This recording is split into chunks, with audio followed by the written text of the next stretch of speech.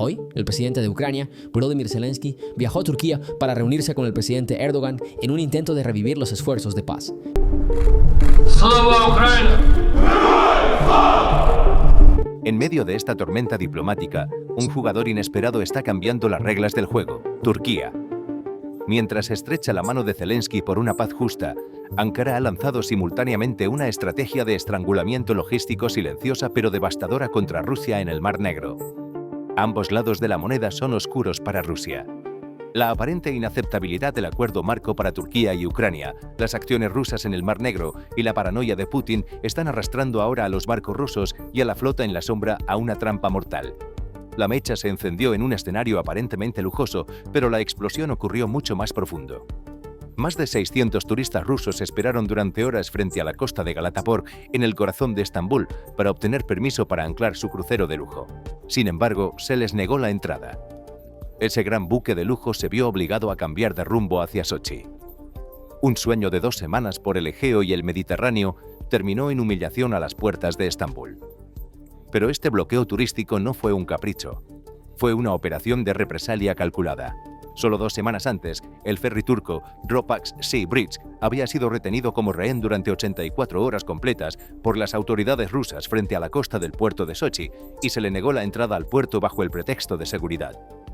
El gobernador de la región de Krasnodar, Benyamin Kondratiev, justificó esto citando la falta de preparación de la infraestructura portuaria para aceptar tales embarcaciones.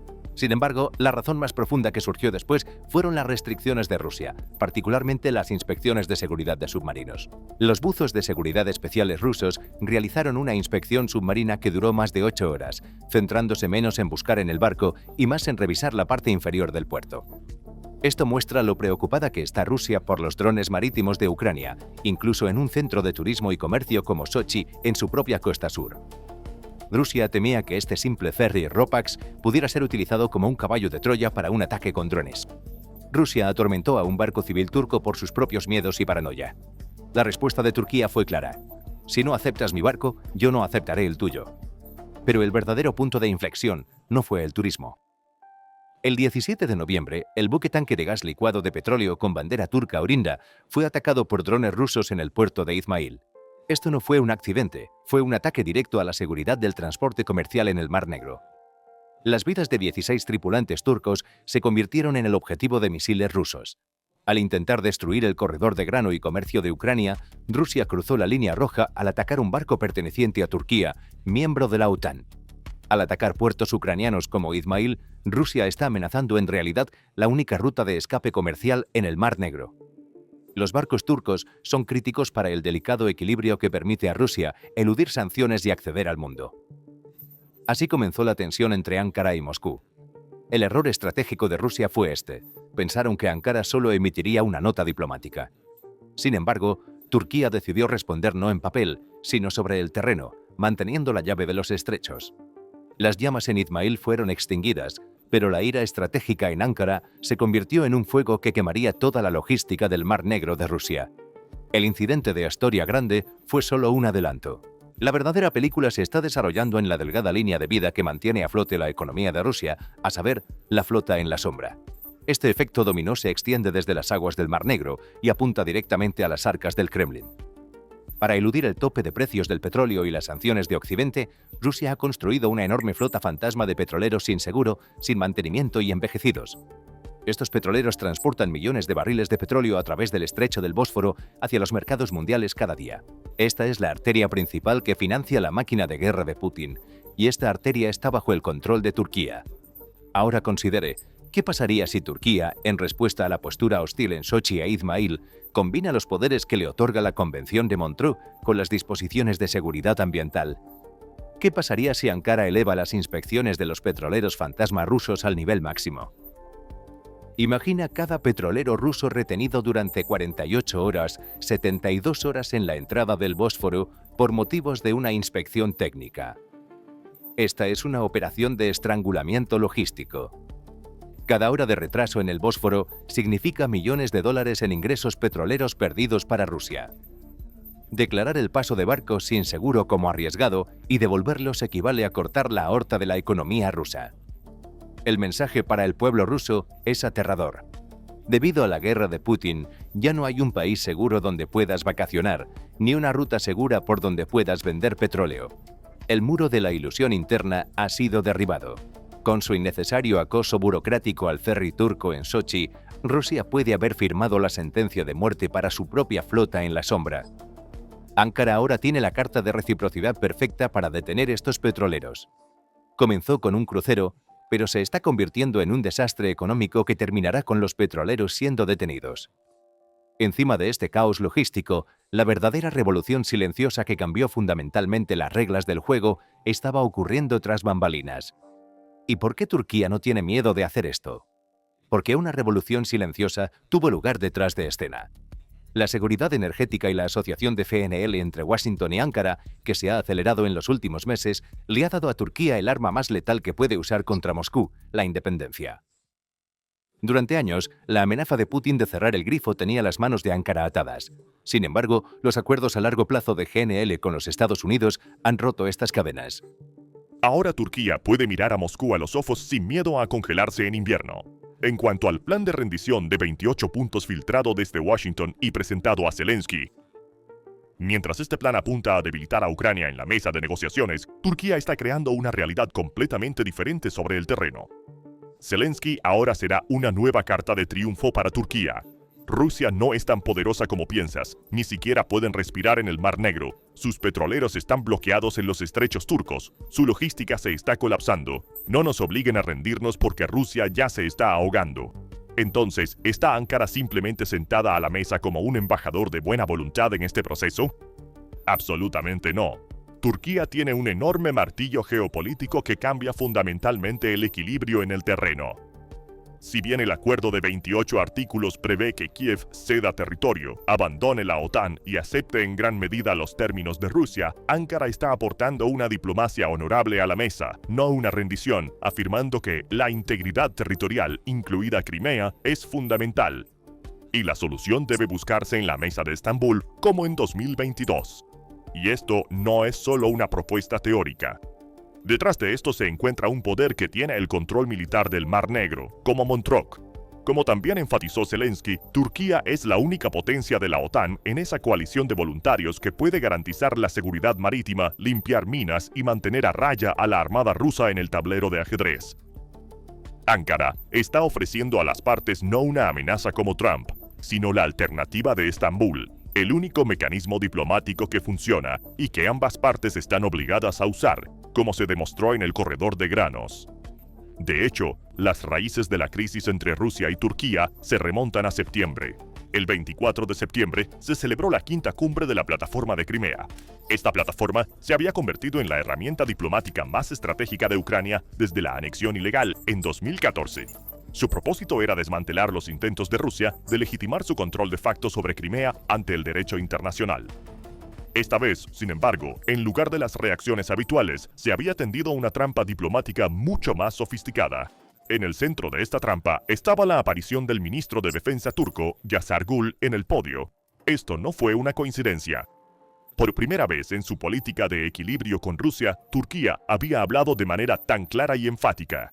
El discurso de Gül no solo fue un énfasis en los derechos de los tártaros de Crimea, sino también un paso hacia asumir el liderazgo de esta plataforma, incluso una entrega simbólica de la bandera. Para el Kremlin, esto fue tanto un choque histórico como estratégico. Para un país como Turquía, que maneja cuidadosamente sus relaciones diplomáticas, económicas y militares con Rusia, tomar tal posición fue un golpe fatal asestado en el momento más débil de Moscú. Pero el verdadero golpe se dio no en el escenario, sino entre bastidores.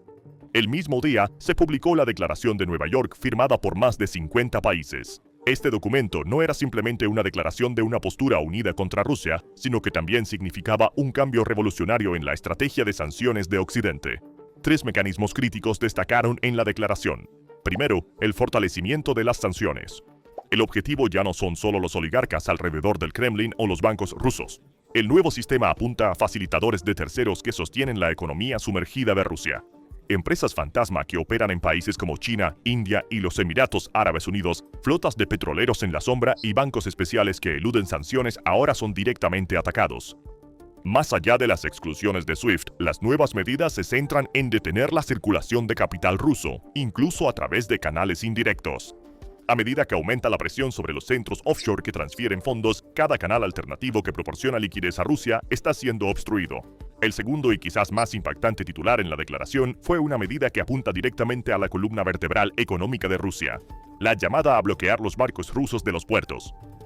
Aunque esta declaración suena como una sanción técnica, en realidad formó la piedra angular de la estrategia de estrangulamiento logístico que se está llevando a cabo en el frente diplomático. Esto se debe a que esta medida no solo apuntó a las rutas de los barcos, sino también a la línea vital comercial de Rusia con el mundo exterior. ¿Qué significa esto? Significa que la flota mercante respaldada por el Kremlin, que transporta grano incautado por la fuerza del territorio ucraniano o intenta exportar petróleo sancionado por mar bajo la apariencia de buques civiles, ya no podrá encontrar un puerto seguro para atracar en el Mediterráneo, el Océano Índico o puertos de Asia-Pacífico. Estos barcos serán excluidos no solo de los puertos, sino también de las compañías de seguros. Las garantías para los barcos que transportan su carga serán canceladas. Serán eliminados de la cadena de transacciones financieras. Un barco ruso excomulgado del Sistema Internacional de Seguros Marítimos se convierte efectivamente en un fantasma en los mares del mundo. Ningún puerto lo aceptará. Ninguna institución financiera trabajará con él. Ninguna cadena de suministro global lo incluirá en el sistema.